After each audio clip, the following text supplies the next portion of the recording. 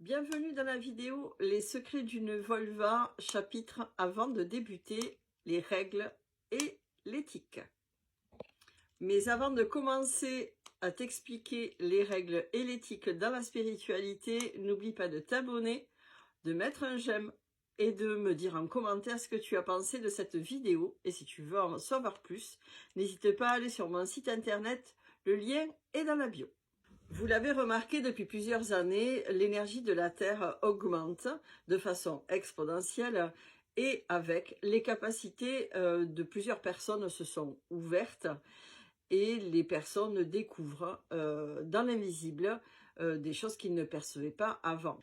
Dans un premier temps, cela peut donner une sensation un peu euphorique, tout ce qui existe, tout ce qu'on peut percevoir, tout ce que je n'imaginais pas, qui est là, que je ressens, que je vois ou que j'entends.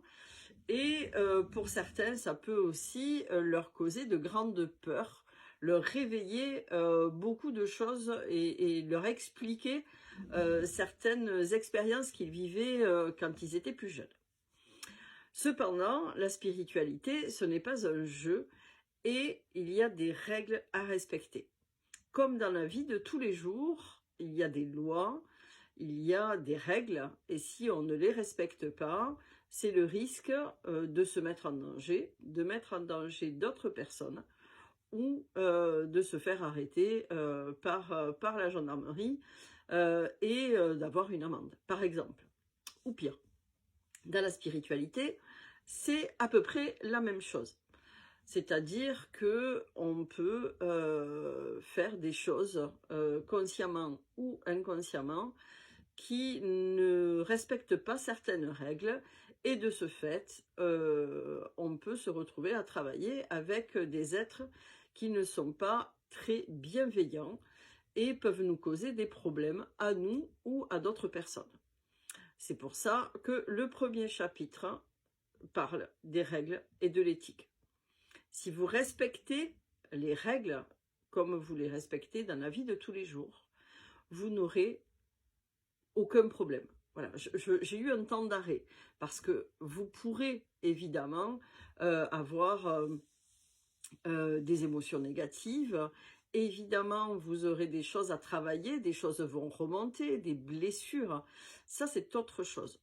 Ce dont je vous parle au niveau des règles, c'est une façon de pratiquer et de travailler dans la spiritualité. Lorsque l'on fait appel à des êtres invisibles pour la loi de l'attraction, pour faire des soins à des gens, pour tirer les cartes,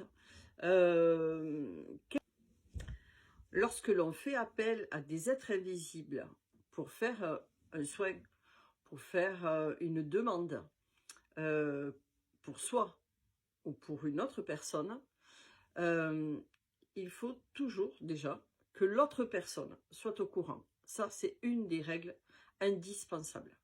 Ne faites jamais quoi que ce soit dans l'invisible sans l'approbation, l'accord de l'autre personne. Si vous ne le faites pas, alors vous faites quelque chose qui est dans le contrôle, qui est, même si c'était très bienveillant, même si c'est pour aider la personne, vous devez lui demander son accord.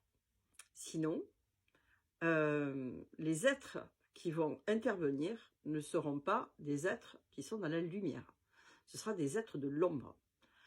La différence entre les êtres de la lumière et les êtres de l'ombre, c'est que les êtres de lumière, les choses se font dans l'amour, se font avec bienveillance, sans aucune contrepartie. C'est bon pour la personne, c'est bon pour soi, les choses se font.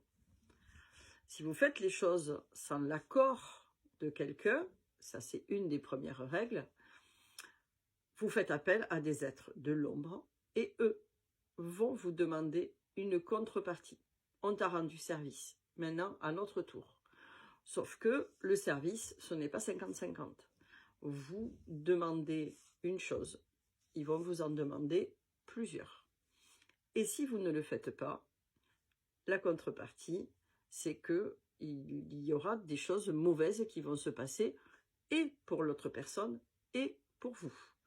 Plus ou moins conséquentes, plus ou moins importantes, en fonction de ce que vous avez demandé. Par exemple, vous pouvez dire, voilà, telle personne est malade, j'aimerais l'aider, je voudrais qu'elle guérisse, mais je ne lui ai pas demandé si elle était d'accord pour l'aider à guérir. Je parle aussi des personnes dans le coma, où on peut leur demander. On est bien d'accord, ce n'est pas uniquement pour les personnes qui sont en capacité de répondre. Une âme répond. Dans la spiritualité, on travaille avec l'âme aussi. Donc si l'âme ne vous a pas donné son accord, vous a dit non, quelle que soit sa raison, puisqu'elle a le droit, dans ces cas-là, c'est les êtres de l'ombre qui vont vous dire « Ok, nous, on veut bien t'aider à guérir cette personne. Mais en contrepartie, nous, on veut telle chose, telle chose. » Si vous ne le faites pas, la personne que vous avez aidée peut avoir une rechute, peut se réveiller d'un coma avec encore plus de problèmes. Je ne dis pas que c'est à cause de ça, mais ce sont des risques qu'il ne faut pas omettre.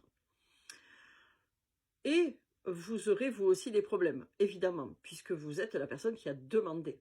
Je vois pas mal de vidéos sur le retour de l'amour perdu, le retour de l'ex, par exemple. Ça, c'est des choses que je vois assez régulièrement, mais ça fait partie des choses qu'il ne faut pas faire. Parce que c'est obliger une personne à faire quelque chose qu'elle n'a pas souhaité, pas demandé. Si vous pratiquez la spiritualité en respectant les règles et l'éthique de façon rigoureuse, de façon sérieuse, vous verrez que vous ferez beaucoup plus de bien que vous ne l'imaginez, et surtout, vous ne mettrez personne, ni vous-même, en danger. Afin de pouvoir mettre par écrit ces règles, cette éthique, et que vous vous engagez à respecter ces termes, ce contrat, je vous ai créé un serment que vous trouverez sur mon site internet. Le lien est dans la bio, de façon à pouvoir l'imprimer, à vous engager, à respecter et à travailler dans une éthique rigoureuse et sérieuse. Et travailler en toute sécurité.